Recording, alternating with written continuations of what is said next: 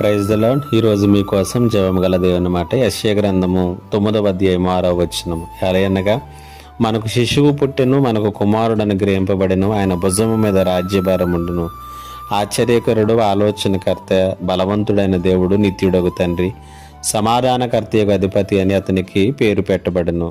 యేసు ప్రభులు వారికి ఇచ్చినటువంటి మరొక శక్తివంతమైనటువంటి నామం ఏంటంటే ఆయన నిత్యుడగు తండ్రి అనేటువంటి మాటను ఈ భాగంలో మనం చూస్తూ ఉన్నాం. అనగా ఆయన శాశ్వతత్వము కలిగినటువంటి వాడు, శాశ్వతముగా తండ్రిగా ఉన్నటువంటి దేవునిగా మనం చూస్తూ ఉన్నాం. కాబట్టి ఆయన ఈ లోకానికి ఏదో ఒక పని మీద వచ్చి ఆ పని ముగించుకుని మాయమైపోయినటువంటి దేవుడు కాదు, కానీ ఆయన శాశ్వత కాలము జీవిస్తున్నటువంటి దేవునిగా మనం చూస్తూ ఉన్నాం. అందుకనే నిత్య రాజ్యమును వాగ్దానం చేశాడు, నిత్య జీవాన్ని ఇస్తానని కూడా ఆయన వాగ్దానం చేయగలిగాడు.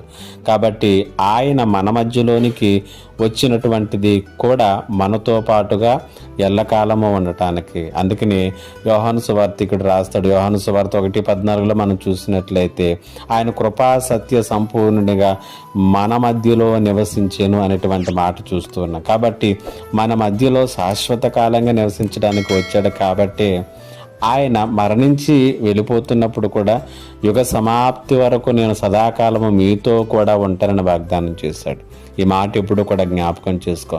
మన ఒంటరులము కాదు, అనాథులము కాదు. దేవుడు ఎల్లప్పుడు మనతో ఉన్నాడు, మనకు తోడై ఉన్నాడు, మనకు సహాయం చేయబడన్నాడు.